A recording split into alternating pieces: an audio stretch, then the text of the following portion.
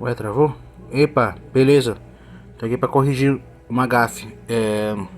Eu fiz esse Reels aqui, que também é um Stories, e nele eu falo que eu vou trabalhar, eu vou conhecer o Felipe, vou trabalhar com o Felipe Neto se eu chegar em algum lugar, e vou conhecer a Kéfera. Eu tentei mesmo conhecer ela, porque ela, com o trabalho dela, ela me salvou de suicídio, mas eu não consegui. O trabalho não prosperou, o meu rendimento também era baixo, ela acho que deve ter tido medo, não sei.